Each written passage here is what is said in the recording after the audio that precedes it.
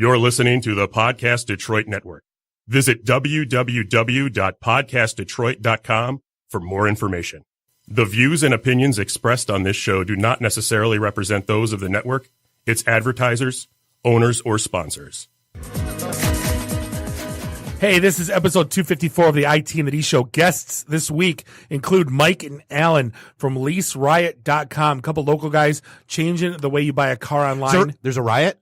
No. Is this like the Civil War I keep hearing about that the liberals are planning that I didn't get the memo on? No. You can't scream riot in a crowded podcast studio.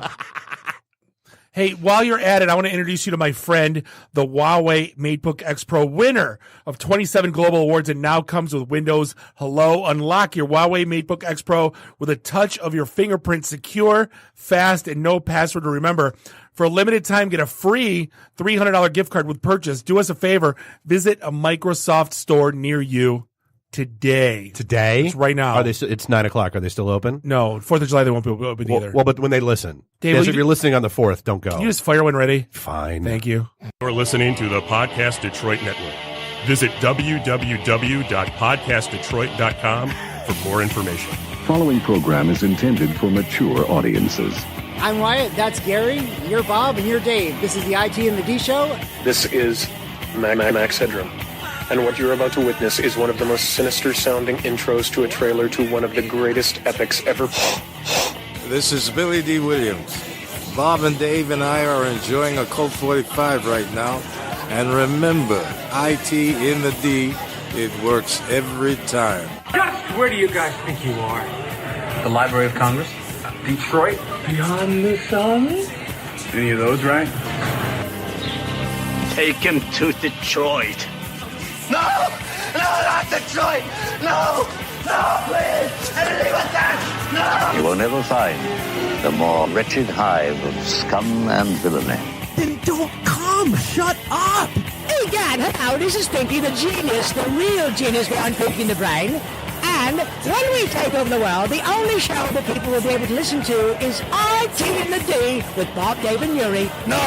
Hi, this is Christy Swanson, and you're listening to the IT in the D Show. And Bob and Dave touch my hoo-hoos. What happens when you tap the angry beaver in the bumhole? Exactly. Come on. Tries. What the hell with this? I'm calling a break. We'll come back to the TV show. This is Guilfoyle from Silicon Valley, and the only two guys I hate more than Dinesh are Bob and Dave. Suck it, guys. What's up, everybody? This is Billy Zapka. Sweep the leg. Listening to IT and the D Show. No mercy. I may have to wipe the geek off. Hi, this is Data K, the voice of Professor Xavier from X-Men Evolution. Storm, come here, Storm. Sit on my lap, Storm. You're listening to IT and the D. Are we at a break yet? Hey, everybody, this is Ted DiBiase, the $1 Million Man. You're listening to IT and the D. And if you want to get your money's worth, stay right here. And remember, everybody's got a price for the $1 Million Man. Hi, I'm Ernie Hudson, and you're listening to IT and the D. All you nerds out there. Nerds. What is a nerd? Hi, this is Ogre. You listen to a bunch of nerds on the IT and the D? Nerds. I'm a nerd, and I'm pretty proud of it. Hi, it's Julia Montgomery from Revenge of the Nerds. I listen to IT&D, and I'm in love with a nerd. Hey, Detroit, this is Anthony Michael Hall. You're listening to my buddies Bob and Dave on IT in the D. Hey, what up? This is Jay Muse, and you're listening to the IT and D Show. Snooch to the nooch. Listen, Muse, Snoogans. This is Scott Steiner, Big Pump. IT and the D Show is your hookup. Holler if you hear me. I'm totally into Dave, but not so much Bob. This is Robert Hayes, the Ted Stryker to my mother. When I'm not hanging out at the Magumbo bar, I'm listening to the IT and the D Show. It's worse than Detroit. Is there such thing as a meat hangover? I love my Monday meat stick. Hey, folks, this is WWE Hall of Famer Hacksaw Jim Duggan, and you're listening to the IT and the D Show. Tough guy. Ho! Hello, smart people. Yakko Warner here, and the only show we listen to in the water tower is Bob, Dave, and Nuri at IT and the D. Good night, everybody! Hi, this is Kelly LeBrock from Weird Science. So, Bob and Dave, what would you little maniacs like to do first? The question isn't what are we going to do, the question is what aren't we going to do. Ludicrous speed! behind you better buckle up. Now buckle this. Ludicrous speed. Go!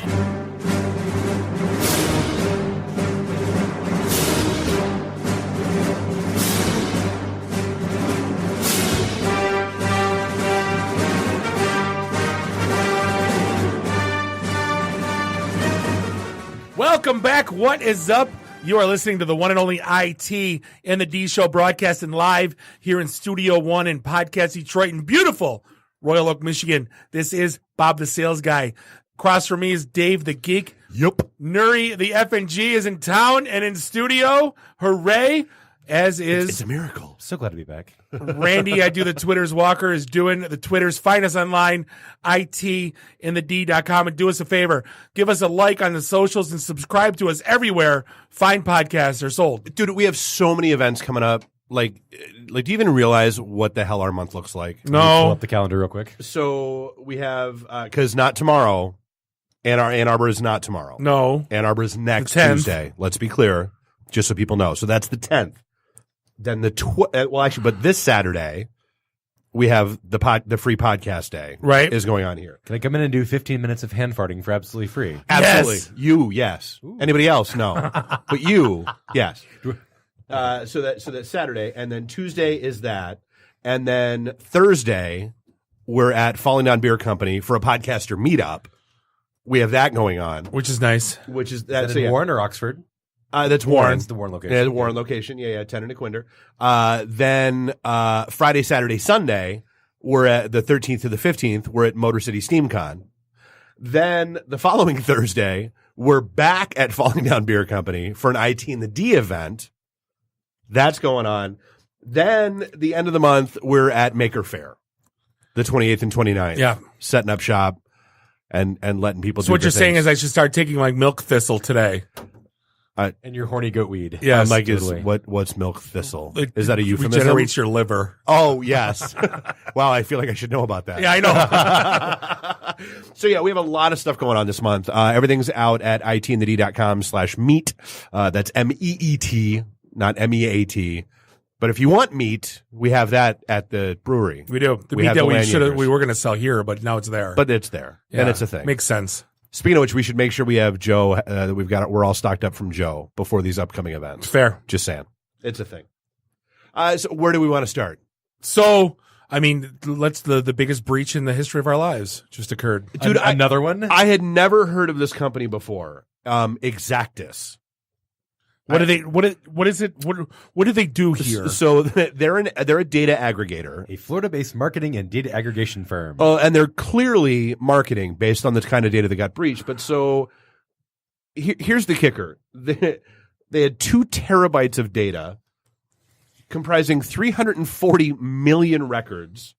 Isn't that everybody? That's pretty much the In the entire US? population of Yeah, the yeah. United States. Babies too? Sitting on a public server and openly accessible. Oh, nice.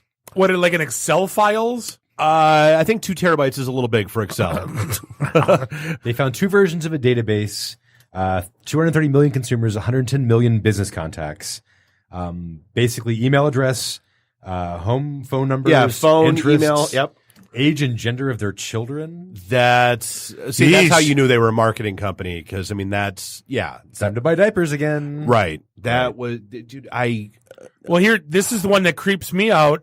Every record reportedly has entries that include more than 400 variables and characteristics like whether the person smokes, what religion, and if they have dogs and cats or cats. Basically, every marketable piece of data. Every survey you've ever filled out, everything you've ever bought, 400 pieces of sold, data or on each processed. person. That's Yeah. everything. Dude, Oh, it's don't a worry, thing. though. Your social security number or credit card Wasn't was in not it. exposed. Yeah. But then you combine that with, again, all of the other databases that have been breached that are now being compiled by all of the other aggregators that aren't so nice and friendly. Can we start a service that aggregates the aggregated aggregations and then resells them? I believe that's the purpose of the dark web at this point. Yeah. I mean, shit. A company like this, though, I mean, they're sitting on a public server. It's like an unexposed Amazon web server, basically chilling out there with no. You think they make a few $million a year? Because I mean, if you sell every record for 50 cents, Well, and the worst part is that's a you big know, company. there's somewhere in that company, there's either a Nuri or a Dave. sitting there going, guys, hey, so I know you're trying to make this easier to access for the people that we want to access it, but. And probably have been shit on by their executive management Oh, over yeah. and over again. Now, their website says that they have 3.5 billion total records updated monthly, the largest and most respected in the digital and direct marketing industry. That's what their website says. We have a phone call coming in. Hang up on it. Those lists I'm not are- sure how I feel about that. What area code? 646? Yeah, That's get out. New York City. It's spam. Don't answer it. Those lists are not cheap. Like if you go to like discover.org and all that, like they're like $5,000 to get like a business database just for like Detroit. Like, these lists are not cheap. Their website says they utilize a triple verification process to guarantee accurate targeting. How about a triple verification process on your freaking internet security? Right. Just Or at saying. least two-factor. The beautiful At least part, a password. Right, at least a password. The beautiful part, not even a slap on the wrist. No. Like look, Not yet, but there'll be probably a congressional inquiry and nothing will happen. We'll all forget about this next week when something else bigger happens. Someone else. Yeah. Who was going to be bigger? A global one? I don't know. But speaking of two-factor, you gotta love the latest scam that's now hitting Uber drivers. And we talked about this a couple months ago when I got the phone call, where I had summoned an Uber and all of a sudden I get a phone call that was like, hey, we need you to verify this. We need you to verify that. I'm from Uber customer support. If you don't verify this, we're going to cancel your ride. So to me, clearly the Uber driver that I had summoned was in on it and I canceled that ride. And never verified anything with anyone ever because I told the guy to GFY. As you should. And I've never had a single issue. But so now people are targeting Uber drivers with that same scam. Well, now that they're all disgruntled taxi cab drivers. And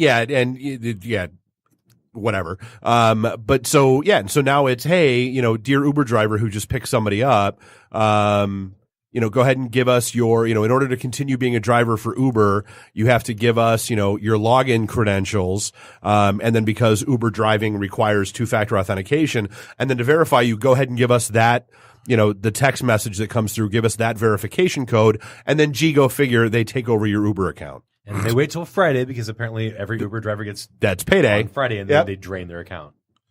Like, this isn't new though. I mean, well, at least from an Uber standpoint, they know this is happening. Yeah, but I mean, it's still going on, and it's still because I mean, I would hope that if you are driving for a company like Uber, you have at least a certain level of tech savvy. Well, and they're not going to call you. But no one driving for Uber has any tech savvy. Come on. I mean, they have a smartphone, and that's probably the biggest tech in their life. Well, and I was going to say you would hope, but then I think back to honestly, that's one of the reasons why I've switched over to Lyft for the most part. Mm-hmm. They're a lot nicer. They're a lot friendlier. They seem to be just better overall service oriented and that kind of stuff. I don't doubt. I mean, the Uber driver that, backed over my mailbox was, I don't know, 100. What about the lady that I had that had the navigation monkey, for crying out loud? What's a navigation monkey? What? She had a stuffed monkey on her dashboard, and monkey needs a hug. She talked to it as she was driving, and she questioned me at every turn. Is this the way I go? Is this the right way? I go, well, what's your nav telling you? No. I should go that way or should I go that way? It was the most stressful Uber drive like ever in my life. I would have told her to pull over. I would have gotten out and called another car. At that point, you know what? I've had that every now and then, and like I can understand it to some degree. Like if they say something like, "Hey, this is the way it's telling me to go. Are you good with that route?" Which I get lots of questions, especially like going to the airport. You can either go down Southfield or you go the 275. Because the only time you ever need to usually it's I've abandoned my car here after a night of drinking, or I've abandoned my car at the brewery after a night of drinking. I think the only time you ever need a question was Vegas, because they're notorious for like, I'm going to take the long. You never go the same way twice when you go to Vegas. True. Yeah, but they're not asking you; they're just taking. They're just doing it. Right, exactly. One of the cooler stories that came out, and I like the idea of being the self-entrepreneur, like with jobs. Entrepreneur. Jobs are tough to get, make your own. That's what they always say. So you want to start a business. Yeah. Some Amazon's kind of opening up the doors saying, hey, start a business. Well, here's where it gets funny, dicey. I don't know. Maybe you decide. Basically they said it's about $10,000 to get started. Yep. And you could be basically like a contractor for Amazon. Yep. Well, and it's basically they're trying to own end to end the entire delivery model. Yeah, because USPS and all, they're trying to, So and what it is you're basically starting your own little mini shipping company, and you get like an Amazon branded van. Yeah, and they did the math. Well, then you got a lease from them, of course. Interesting, and they did the math for you. So basically, if you get up to 40 vans, which I'm sure the LeaseRiot guys would love if you get 40 vans. Yeah, from them. so 40 vans and 100 employees. 100 employees, like you can make $300,000 a year, which is nothing to scoff at. It's doctor money. But if you look at it, having 40 vans and 100 employees, like that's crazy. Can you can't manage that yourself, can you? God, I would hope not. Well, I mean, if Amazon's giving you a platform for it, what do you really need to do otherwise in capital and bus maintenance? Like everything else, like routes are planned, pickups and deliveries are planned. Yeah, yeah. Amazon's got this shit down to a science, right? Well, I mean, Skippy calling in sick, van number 2 breaking down. So you hire an HR person, your profit goes down to $250 a year. Right. You hire an office manager, your profit goes down to $200,000 a year. Yeah. Outsource it. Well, no, but then you outsource it, then you're still paying like all the mechanic work and all the. Yeah. Our HR department is in India. Sorry. Right. But I mean, again, if you 10 grand, you want to start something up. If you got a crappy job, you're working at Sonic and you want to. I got 5 on it. Yeah. Right. I mean, I guess kudos to Amazon for letting you don't have to work. You don't have to work in their sweatshop warehouses for 14 hours a day and Why not being have able we to never pee. thought about this? We could start NBD Incorporated. Holy shit. It's no big deal. We Snurry got it. Bob and Dave. Don't worry about it. We got it. How have we never thought? The hell is wrong with us? You want your windows clean? We got it. You want your windows broken? We got that It's too. no big deal. Like, Yeah. I'm gonna be like the paper boy, and I'm gonna drive by your house and roll down my window and whip out your package on your porch, and then, on it. and You then have to beep throw the it further. horn. $2. That's what you want me to do. That's what I'm doing. Do they think they hire me? I don't know. Who knows? So that's all right. That's Amazon. Dude, I hate that this is a thing. Lil Tay I don't know what that is. I read this thing. Is apparently a 9-year-old on Instagram She's with the youngest flexer in the country. What's a flexer? Hell if I know. Then why'd you say it? Because that's her tagline. Oh, so 2 million followers on Instagram. Okay. For this little 9-year-old who apparently has been riding around with her mom, who rents and leases luxury houses and apartments. Okay. Pretending to be rich, talking shit about poor people. You mean like everybody else on Instagram? Basically. Okay. Oh, really? Uh-huh. And she got her mom fired because the company discovered that all these little videos that she's been doing do not align with the company values. So now Lil Tay and her 2 million followers got her mom fired. Well, apparently Well, how much is she making? I mean, 2 million followers. That's I don't know. But apparently they asked her mom asked her boss, said, "Can we sit in your SL 500 Benz and do this exact thing?" And apparently her boss found out about it and give her the ad. Didn't the story come out? And I don't have it in front of me, so I don't know the exact number. They looked up on Spotify the number of artists that start with Lil, and it was something like 5,800 or something ridiculous. I'd be stunned if it was that low. It's the stupidest thing I've heard of. I don't. And if you ever want to laugh, look up Lil Toe. We were just watching it before the show. It's basically mocking every. Bring that up. 'Cause I had to.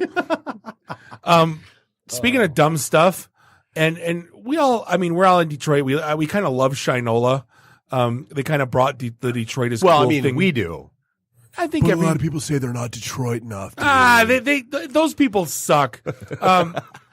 But no, they kind of brought back the Detroit cool made here, and they invest in the city. And Yeah, who was it? Was it Tom that was just in D.C. and there were Shinola bikes? Yeah. that you could rent and that kind so of they stuff. started, Yeah. they went the whole watch route, and it's cool. Then they went the bike route, and cool. Okay. Then they went the notebooks, the notebook leather, the leather bags and stuff. Okay, Cool. Record player. Now then now they're opening a hotel. Okay. Okay. And now they're selling pop. Soda. It's Michigan. It's pop. Soda. You're East Coast. Can we split the difference and call it cola instead? Fine, Does that okay. work? Okay. Shinola Cola. I love it's so alliterative. But again, I want to sit in that board meeting because Tom Lawan is the CEO, right? The old Lions president, going, we need pop. And there was yes, Tom. For $2 a bottle. Right. I get that vitamin water sold and it for tastes like Coke. No, but I get vitamin water sold for $3 billion and Bai sold for $4 billion and Right. all the But I'm sorry, but Shinola Cola is not sitting next to Coke on the gas station shelf anytime soon. But it tastes like Coke. That's great. Yeah. Why didn't it taste like Faygo? Why did they just sell Faygo? But they're selling it in Ann Arbor, so I guarantee it'll be successful. Of course. Yeah, it's available at Sparrow Market. It's the Starbucks cup. Look at me. Look at what I'm drinking. Look at it's not cheap gas station coffee. It's good coffee. I'm not drinking that cheap Pepsi garbage. I bet it tastes even better out of a set of Shinola beverage glasses available. Beverage glasses? 4-pack of 12-ounce glasses for $65. Knock it off. Shut up. Knock it off, Shinola. Shut up. But apparently, really? That's what, $16 a glass? Yeah. All right. Kiss my ass, Shinola. It's almost as overpriced as the ribs at Republic. But if it makes you mad, you can go have a free one if you browse the shit at their store in Midtown.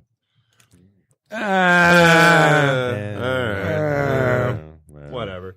And you know what? Speaking of people being buttholes, apparently no one's watched Westworld on the West Coast, and no one's watched Terminator on the West Coast because they have these cute little. They're like what's the stupid little thing, the shoebox in Star Wars that goes like when Chewbacca roars at it. Oh, the little service, the little droid. Right. That's, They have these little guys in San Francisco that's bringing food to people. They're basically a Roomba that's a food delivery service. Right. Yeah. What? So I no longer have to deal with a person from Uber Eats? Nope. No. But they're only like 2 feet big by 2 feet, so they're not deliver a pizza. not a lot of shit fits. You can in get there. 2 pita sandwiches and a bag of chips, I think maybe. Like a shawarma. But I guess people are raging assholes against this thing and they're kicking it all over town. It's become a thing, and it's like and the company is surprised, right?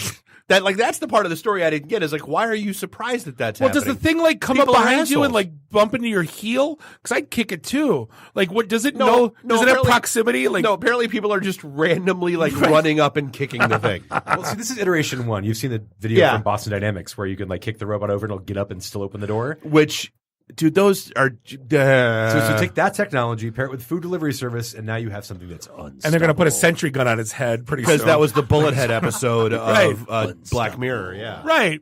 So now it's these people have not learned that the robots will remember. Like Guilfoyle in Silicon Valley is I'm going to be nice. I, for one, welcome our robot overlord. Yeah, exactly, because I know they'll remember who was nice to him and who kicked them. So yeah, keep kicking those things. They're bringing your food for crying out loud. Well, they're bringing someone's food. Someone's food. It's I'm not sure their if they're food. bringing your food, How do you're you not kicking steal them. the food off of its head? I think it's probably inside. Well, then it opens up like a egg, weird, Like the alien egg. Yeah. And then face suckers pop out. Right. And, yeah. Apparently these things have 9 cameras on them. Can they release the videos of people kicking the robots on YouTube? That'd be a great YouTube channel. I love it. Why would they? Why would they not? Sped up to Benny Hill music. I'm going to start the channel right now. People kicking robots. It's got to be a thing. But then there's 2 stories that I had to get into, and we all know Willy Wonka was one of the weirdest movies of our youth. And we all that along with HR Puff and stuff. I didn't get it as a kid, but now as an adult, I understand that they were all on LSD. But you all knew that Willy Wonka was hey, don't be a bad kid. The good kids get the candy or the factory or whatever. It was kind of teaching you a lesson. So a fan theory came out, and it's so spot on that it can't not be true. Cannot not be. It is true. That it is true. Okay. That basically Willy Wonka is a direct correlation and really stolen, pretty much line by line, for Dante's Inferno. Yeah. Now, if you don't know what Dante's Inferno is, it's basically the gate, the steps to hell. Right. Just the different levels of hell. Yeah, Yes. yeah. And it starts off in the boat. Yep. And each one, it's almost like the movie Seven with Brad Pitt. Punish gluttony, punish. So Augustus Gloop was the glutton, and then the Veruca Salt was greedy, and you know what I mean. And it went on, and it followed Dante's Inferno almost to a T. When then at the end, the person was given the gates to hell. Yep.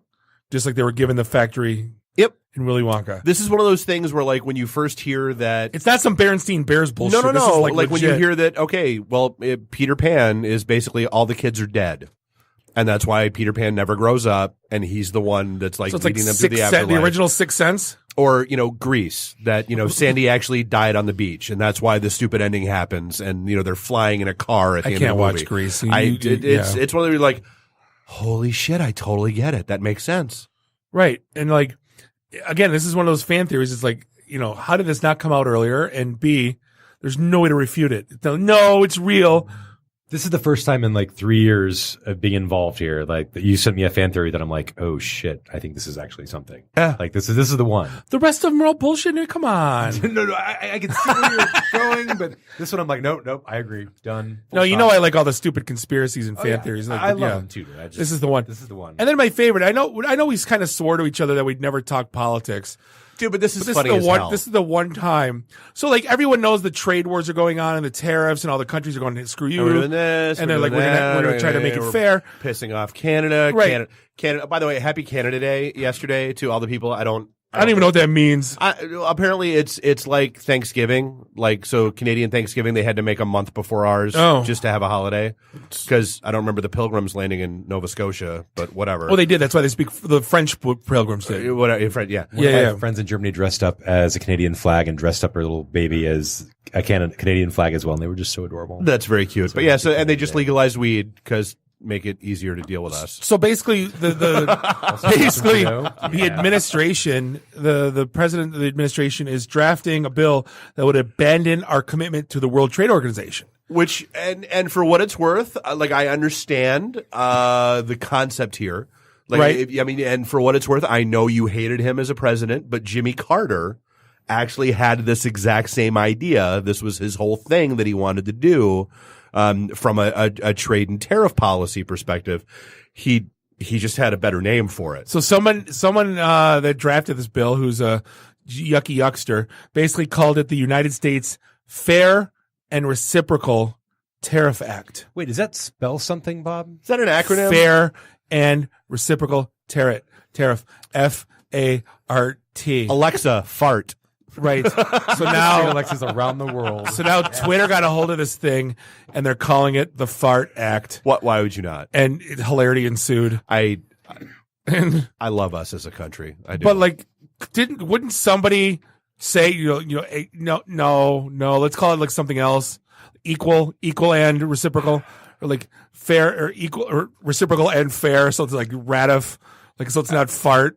I'm really hoping that never sees the light of day, because if it does, Mother of God, like how there's already ridiculousness going on, let alone. I'd say that's a good summary of a lot of other things going on right now. I'm not going to dive into that at all. Right, the bad smell in the room in general. So hey, speaking of farts, we're going to take a quick break. We're going to be back with Mike and Alan from LeaseRiot.com. This is the IT in the D show, and we'll be right back. IT in the D. Read. Meet. Listen. Networking Detroit, one beer at a time. Hey, this is John Schneider from Nip Tuck Smallville, the haves and the have-nots. Oh, Dr. Quinn, Hot in Cleveland, Secret Lives of the American Teenager, and just about everything you can possibly imagine. And oh yeah, the Dukes of Hazzard. You're listening to Bob and Dave. It's the IT in the D show. ITinthed.com. Welcome back, segment 2, episode 254. This is the IT in the D show, broadcasting live here in Studio 1 in Podcast Detroit in beautiful Royal Oak, Michigan. It's Bob the Sales Guy, Dave the Geek, Mary the FNG, Randy, do the Twitter's Walker. Find us online, itinthed.com, because we are IT in the D. And you skeevy bastards, you're still not. You never will be. Muy. Love you. Much love. Love you. Much love. Hey, so before we get rolling, though, introducing the Huawei MateBook X Pro, winner of 27 awards at Mobile World Congress, including Best of Show Laptop, Best Innovation, Best Design, Editor's Choice, and Reader's Choice. With Windows Hello, you can unlock your Huawei MateBook X Pro with a touch of your fingerprint. It's secure, fast, and no password to remember. Huawei MateBook X Pro, now available at Microsoft stores, Amazon, and Newegg.com. For a limited time, get a free $300 gift card with purchase. Visit a Microsoft store near you today. Microsoft missed the boat with Hello, because when you put your thumb down to open it up, is it me you're looking for? Like Lionel Richie going, is it me you're looking for? And like they've got the money. They could have licensed that. They should have. Yeah, he's on The Voice. He needs money, so or why did he do it? Or it could have been what was that? Crazy People out there also? No, Crazy People. Hello. Nobody knows that. Nobody. No, yeah, that was a great movie. No, People. Yeah, it was back in the 70s, the golden years. That is not a 70s movie. Yes, it is. That was Michael Keaton, Peter Boyle. That was the 80s. Nah, whatever. Speaking of whatever, we are joined. Mike and Alan are in the house. LeaseRiot.com. It's actually a very, very cool way to buy a car. And everybody's been trying to do this since probably the mid-90s. Well, lease. To lease. Yeah. Right, because thus the name. Yeah. But like Dave, this has been kind of near and dear to your heart because you've been working on this crap since kind of Y2K. Yeah, I think I've redesigned the shopping tools on all three of the big three's websites. Yeah. Right. So I guess, Mike, talk to me about, A, what it is, and B, what the vision was to get this thing off the ground. Yeah, we're a full-service new car lease website where we allow users to shop, customize, and search and compare different makes and models all across Michigan. So we can take into account supplier and employee discounts for the big three. And we lease here in Michigan more than buying or more than any other state in the country. So it's a very useful tool. So the first thing out of my mouth was, well, what's the difference? Like we see TrueCar every day, right? It was the new way to buy a car. And there's Car Nirvana. Yes. It seems like there's a new startup coming around all the time. Carvana. Carvana. Yeah. Carvana. So Carvana does used cars. They'll pick up your used car and sell you a used car. I saw a vending machine in Texas. It's insane. It's like 9 stories tall, like Actually, revolving. Have real ones? I've seen ads, but no. Yeah, I shit. drove by it on the highway. I'm like, There's what one the in blue hell is that? Either Pittsburgh or Philadelphia, Blue too. hell, you were in Texas. You guys, Yeah, totally. You guys know how much it costs for them to acquire one user? No idea. $6,500. That's like when they say cost per acquisition, like in like web e-commerce terms. Yeah. $6,500. Yeah. That's insane. They're burning money like crazy right now. Kind of like WeWork. Right. Yeah. Lose money on every transaction, but we'll make it up in volume. Yeah. Wait, what? Good luck with that. We'll IPO for hire. Don't worry. And then we won't pay rent, and we'll just raise more money. Yeah. So one of the big complexities with leasing new cars is there's several different lenders that can basically finance a lease for any particular vehicle, and every single month, every single zip code, every single trim level might have different residual values, interest rates built in for every single lender. So it becomes very complex trying to calculate a lease payment. Because Nuri and I had two different different experiences on this. Like, I don't know. Did you look up an Audi? I did. So I drive a nice A7 out there, got a 2017 A7. Oh, very nice. And I ran the lease for it on your site. Yeah. Yeah. When I live in a mansion. I wish I was single. And have no kids. Yeah. I know about that. So I ran the numbers and it came up to $950 a month, which is $200 more than my lease. And I've got a couple of additional services baked into it. So I ran in Auburn Hills. We just bought a Volkswagen Atlas for my wife, and it was $200 less. Interesting. And then I ran a GMC Terrain because my girlfriend used to work at a dealership, and she said that they were about 150 too high as well. So, Okay. So how do you guys get your prices? Is our next question. So what we do is we tie into API that runs the dealership's software in their back end to calculate those prices. Do all dealerships run those APIs? 'Cause I know dealerships are usually like the very back of technology. Like dealerships. Oh no, for sure. Like, so and then I was going to dive in from a tech side. So like redesigning those shopping tools. I mean, I know what goes into those residual values, and like then you've got all of the captive and incentives and captive and returning and lease loyalty and da. Yep.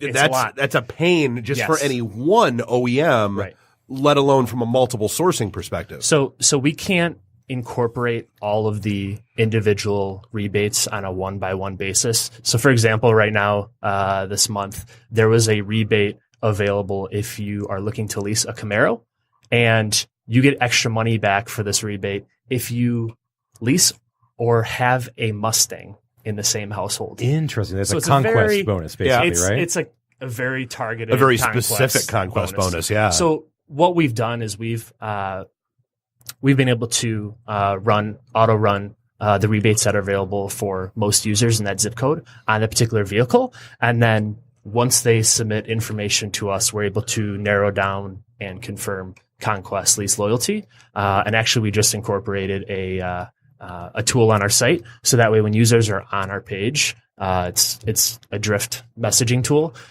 We can run those rebates and incentives if they already have a current lease. There's some conversational tools there to try and try and drive if they might qualify. Because I went through and I'm like, okay, discounts, awesome. FCA employee, FCA supplier. And then I know there are combinability rules with rebates. Like the whole thing, it requires a scientist to basically calculate what your lease is. Stackability. Stackability of lease. Is that the actual? That's it. Stackability is the term. And I was wondering about lease loyalty, but because it's not an option you can select. But I guess through the flow. And that's something we want to add with the site later on in order for us to launch the site in time and get some user feedback and really create a roadmap for development features down the road. That's something that we've trying to manually include for users so we can still capture it, but then help development in that in a later version. So, I mean, is that the price like considered ballpark? Then you go to the dealer, then you really negotiate? I mean, is it like, hey, this is what I want to pay? It's a conservative ballpark. Okay. And then we go to the dealership and try and get an even better price. If possible. No way. So you guys are actually like working with the dealerships directly? Yes. Wow. Yeah, so that's where I was going to go with that is like, so is this the kind of thing where like dealerships come in, they set themselves up, they give you access to their inventory and all that fun stuff, or they don't actually. Okay. So what a user basically submits a request for us to help them out with a lease. We reach out to the user, make sure there's any rebates they may qualify for on that particular vehicle, and then we start reaching out to the dealerships, knowing basically the price point and seeing what their margins are and seeing who's willing to jump on offer. A lot of times when we first call them, they're a little bit skeptical because they think we're, just a normal user. But when we start talking about here's the rebate, stackability, here's the residual value that we're targeting. I think your money factor is probably this. Right? Like, okay, never mind. You know what you're talking about. Yep. And we even have some credit score ranges that people could put in there. So if they're maybe a tier 2, tier 3, that's going to be a higher price point, but they can see, would that affect you maybe by $5 a month or $50? Now, does the price differ by zip code? Because that's what we thought Nuri's was higher because he was in Detroit. I bought mine in Auburn Hills, right? So okay. I guess the nearest to me is Fred Lavery, which is probably a little different than Birmingham, right? Yeah. Also, the big thing is for that particular time period that you got it, there may have been rebates and incentives that were stacking to push that vehicle. I bought in December, end of the year. Exactly. And the December to remember. Friends and family for everyone. Did you put a bow on the roof and go, look, honey? I had no honey at home to show it to him. So you could have bought it for yourself. Did it for himself, yeah. Just so the neighbors look like he got something cool for Christmas. So that's what makes it really complex is that these things are changing every month. And it's also targeted for individual areas based on the OEMs and the marketing campaigns they have for the commercials or what they're targeting to sell based off, their lots and inventories for that particular month. So there's probably a pretty good rebate. Well, then I'm sure mileage varies too. Yeah. Yes. So you can put in the different miles in the site, and then we automatically have the residual values and how that affect the payment. I found out today that Ford offers 10,500 miles as their standard lease, which is, I don't know why. That keeps shrinking. Yeah. Oh, yeah. Oh, yeah. Everyone else 12 was standard. 10.5. It was 15 originally, and then it dropped to 12, and now it's hovering around 10. So, yeah. It's 12 6,000 for low mileage. Well, there's 7,500 for some luxury brands that give you a really. Where you going? Well, that's where you get the. You're shopping, or you're going grocery shopping. Yeah, you get the sports car just for the summer, something like that. Right? Yeah. So, your rules engine has to be insane then. Well, we actually we tie in the several different APIs, and we built our own API to aggregate and basically take the best price. Wow. Because every dealership is different. Every OEM is different. Yeah. So we have built it to be conservative approach to pricing. So once we talk to users, we can try and really beat that price. And we've been able to do that for users of the last 6 weeks since we launched. When I bought my wife's Atlas, I brought in a true car, and they roll their eyes and they frown on it, and I don't quite know like how or why or what they do and how they make their money. Sure. I mean, what. They're trying to negotiate for you, it seems like, but every dealer hates it. Yeah. So I can be true car. And I'm like, well, that's not why I did this. I don't know why I did it. I just did it to do it. I don't like your face. That's why I did it. Right. Yeah. Basically, right. We hate going to car dealerships. So companies like TrueCar, what they do is you put in your information, your name, phone number, and email, and then they send it to their quote unquote group of dealerships that are local to you. And then the dealerships basically fight for your business. And then that's why you get some emails that are automated. They'll start calling you. It's kind of like lendingtree.com. lendingtree.com, like every mortgage company Right. is spamming for the next 10 years. Yeah. Exactly. So for them, they're basically, they know they're competing against the other dealerships. And especially for a car lease, there's so many other ways where they can, build in a price point where if you go to truecar.com, you're not going to see your payment, including tax and dealership fees and all of those things. You're going to get a general monthly payment that you should be around. And then it's not going to be able to account for some of those other things. It's going to be dealer specific. So we've been able to basically take the points that the dealership should have for a normal documentation fee, acquisition fee, destination charge, which is usually it's per make, but also it's different for SUVs and cars, things like that, and incorporate those into the site to give you a full all-inclusive price. So you trying to roll this out nationally, or is this? So right now we're obviously you are, but yeah, right now we're in Michigan because every state has different rules for taxability, how you tax a lease payment, also rules on how you reach out to your users and negotiate with dealerships. We have to make sure we navigate that for states as we roll out. Well, yeah, not only that, but you've also got a lot more residential rules or residence rules based when it comes to leasing, like like snowbirds and that kind of stuff, where they spend half the year here, half the year in Florida. Where's their mailing address during that point in time, and how does that get to? I remember all that pain and suffering. Yeah, where their legal address is determines rebate eligibility. So there's definitely some complexities, which is why we reach out to the users before we even talk to a dealership to really get their story and make sure we're capturing all the great rebates and incentives and giving them a real picture of what that payment's going to look like, and helping them where they don't have to deal with the dealerships. And once the pricing is confirmed on our end, we can set up a test drive for them or have the car delivered, which a lot of dealerships want to do. Keeps much higher showrooms, right? Or there's no touch. Dude, that's amazing. Yeah. I mean, I think I'm going to say a really controversial statement here in Michigan, but I think everybody hates dealerships. They're like I don't think that's controversial. Well, the controversial, it's only controversial with the dealerships. The controversial part of the statement is that dealerships are not going to exist forever. Right. Tesla's already said basically F you to the dealers and everybody else. They've also given the middle finger to the state of Michigan because the direct to consumer is illegal here, which is ridiculous. That's why I didn't buy a Tesla, because you can't get your Tesla even worked on in the state of Michigan. Like Neil, he's got to go down to Ohio every time he has an issue with his car, which is ridiculous. Yep. But I think this is a huge step because people have done it for everything else but leases. Right. I mean, there are lease brokers that pop up, and they're just usually some shady guy in some small office in Texas who's like hustling for you. Yeah. You guys are doing this on a real low. How did you even get into doing this? What made you? Great question. So last year, I was looking for a new car lease. I've leased a lot of times over the years. Hold on, we got to stop this real quick. Yeah. Is it a I hate the term lessee. Why isn't it a leaser? That's a great question. No, I'm serious. Lessee. When I hear those commercials, returning lessees, I'm like, no, it's a leaser. Why is it a leaser? The one who provides the lease. Who? Yeah. No, actually, that's the lesser. What is that? Yeah, that's lessor. No, it's OR, and then you have the lessee. What happened to leaser? Why can't it be leaser? I don't know, because that's how drunk people say Lisa. I don't know. He don't even have his license. I'm leaser. Changing it. That's what my next crusade is going to be, to change it. You'll be there with me, leaser. Yeah, we'll make it happen. All right, cool. I'm in. You heard it here first. All right, so back to the story.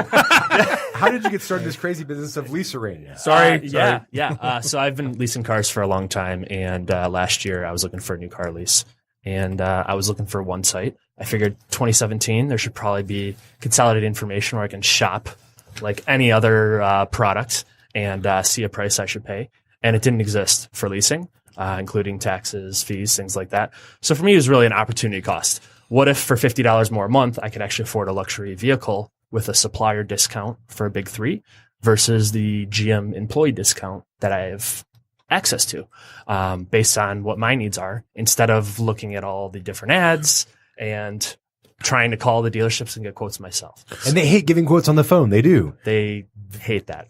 They said my girlfriend is an ex person who did all her online stuff at her dealership.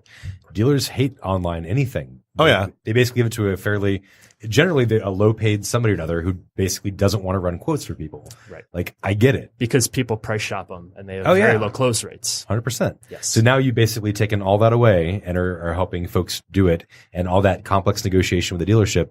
You guys are now. Yeah. And we have the tools to be able to pull up the rebates, incentives, and tell your story without giving out your contact information. Say, this is what this person qualifies for. Here's where they're at. Here's how many miles. And can you make this deal happen at this low price? Dude, that's awesome. That's so cool. How are you guys making money? So we get a kickback from the dealers. All right. So on every deal, when they close the deal, we end up getting a kickback. So what's good for them is they can give us a shot without having to pay us up front. And then there's some industry specific rules and contracts that they're very used to doing that, to giving a kickback, which TrueCar.com does. Dude, that's how they make that's incredible. Because basically, I love this. This is like so great because basically they're going to get the same price from you as if they'd get from the dealership. Right. And there's no cost. At no cost. That's brilliant. And also the dealership is outsourcing their sales department in some ways too, right? They're saving a lot of time. Yeah. And they get an exclusive deal where they're not having, these dealerships have internet departments, a lot of the big ones. I think all of them do. The ones that have figured it out, right? Yeah. Well, the other ones outsource it. But still they're paying, we talked with another company where it might be $5-10 a month to basically have a call center and, social media optimization, things like that, online presence, helping them out. And it's just a huge cost. And they're only seeing like 2 to 3% close rates on these internet leads that they're getting. So 2 to 3? Well, that's because they're getting so many. So these dealerships are these online sites are really just sending them everyone. And then they are stuck sorting, filtering, quoting. And then people think, well, that's a lot higher price than I saw in your ad or that I saw online. Well, it didn't include tax. Right. All these See, I always envision, Neri, help me or see this through. I always thought a dealership should look like kind of like an enterprise rent-a-car where you're coming in, it's like a lounge. They go, what kind of car you want? I go, give me a 17 Atlas. What do you want on it? I don't know. Just give me a sunroof and like air conditioning. I don't want anything else. Like, it's going to cost this. What color you want? White. All right, cool. We'll see you. It'll be here in 2 weeks. We'll see you then. And that's it. I love it. Yeah. You want to drive one? There's like a beat up one in the lot. So they have like one of every car. So like, you know what I mean? I only want to test drive a blue one. But you know what I mean? You can drive one and then like, okay. Cause like, they got me a few times like, okay, here's your Explorer, Mr. Waldenspiel. And like, oh, we parked 2 of them. That one's got nicer rims. It's only $25 more a month. They're like, I hate you. Of course I want the one with the better rims. Like they're not dumb. I know. And they know how easy I am. The sales guy is the easiest person to sell to. People don't realize that. But like, that's the whole point is I just make it simple. Right. And that's the whole thing is, And we don't pull inventory because we understand that for users, there might be flexibility with, I want the specific car at this price. And it might take a couple weeks if they order it to find it from another dealer. And actually some dealerships have mentioned they've gotten cars out of state for customers. What's the typical, I don't know if you guys know the stats on this, but like when I say I want to buy a car to when you actually buy a car, do you like, is that like 2 weeks, 3 weeks, sales 4 weeks? pipeline? The funnel, yeah. It's the sales funnel is months for a lot. Like when if people I say, start actually searching and start researching, it's something like 60 days or. Oh my God. It was 4 days when I bought the Jeep. Well, no, when I was in my accident a few months ago, it was 2 days before I had a new car. Well, no, I said when I was getting my you oil were in a crunch. That. I bought the Atlas like I bought my kegerator. I was getting my oil changed and I go, ooh, is that the Atlas? How much is it? And he goes, that. I go, give me one of them in white. My car's black. He's like, what? And I go, yeah. Just get, my wife needs a new car. Just take her crappy Flex and give me that one. Like, oh, okay. I think standard consumers probably have a longer pipeline. Like I remember when I was researching mine, I did a shit ton of research. I pulled a bunch of prices. Yep. I looked at all the competitive landscape for that type of vehicle. And it took me probably 2 to 3 months before I was ready to pull the trigger on it. When I walked in, it was basically, I like test drove this car. I'm like, yes, this is the one I want. Yes, the options are fine. Do the rest of the paperwork by text message and talk to me tomorrow. Like, and that was it. So and that's, I basically did the same thing. It was all, I met the salesman once, got his phone number, and did the rest through text. Here's a picture of my driver's license. Yep. Right, exactly. Yeah. Right. Yeah, so we help facilitate that process for you. I must be one of the few people that were like, I genuinely liked my guy. I sent my dad over to him. That's why I bought my wife's car through him, because it was painless. It made it so easy. These people have to be rare because Yes, and that is why dealerships suck. Because the amount of people who are painless in the car industry is like, it's just a good old boys club of people who have been there for years and years, and it's just. Well, I remember going back to, he left Rochester and went to Violetel Sterling Heights. And you followed I went him? I did. But I went into Rochester when I was doing my trade-in on my diesel, and the guy was like, did the whole, what do I have to do if I give you everything you need today? Will you sign today?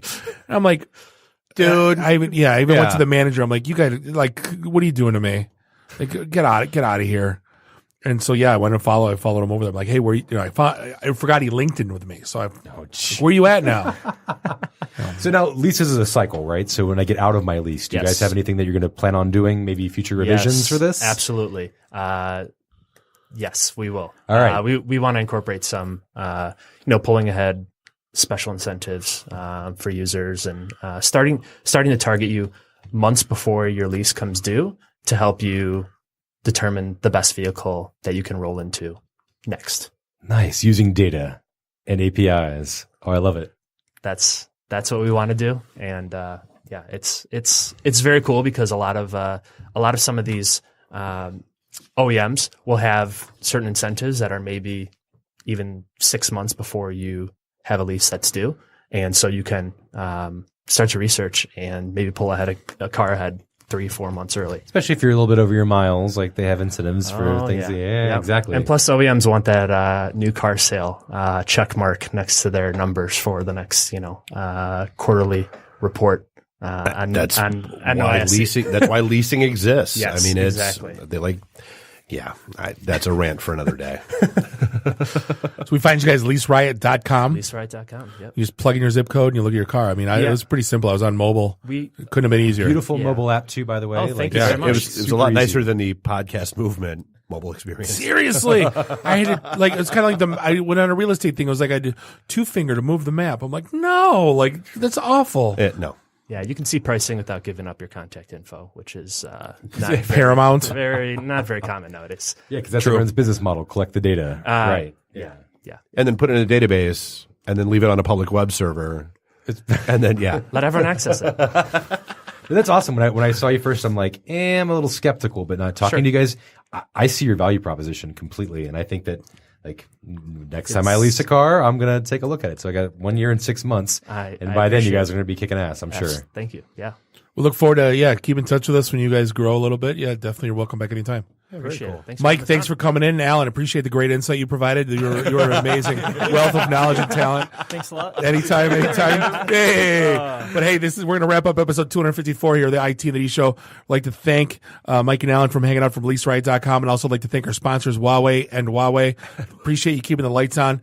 On behalf of Bob and Dave and Nuri and Randy, do us all a favor, drink up your drinks, get your phone numbers. You don't got to go home. You just got to get the hell out of here.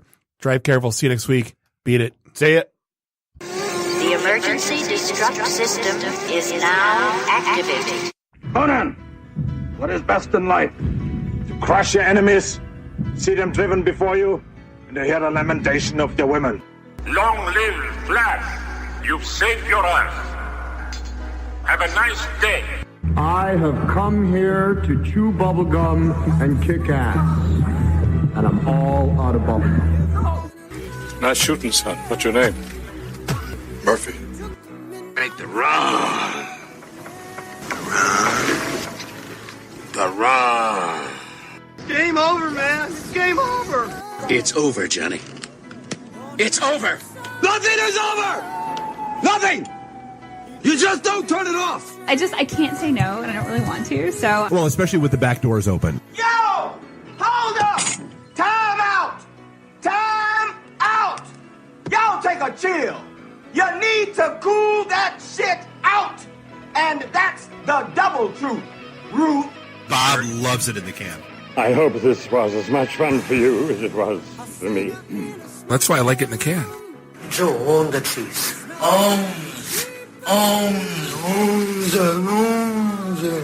Bear me. My job is to make sure this program is morally upright and cultural and wholesome. Shut up, Mimsy! Shut up, Mimsy! Shut up, Nimsy. Why would like Buick put their cars next to like the Bentleys? Like, why? That's not marketing. The alphabet. It's brilliant. Yeah, I can't take that position. That analogy sucks because it's right. Because you're getting your 8-track tuned up. Are we at a break yet?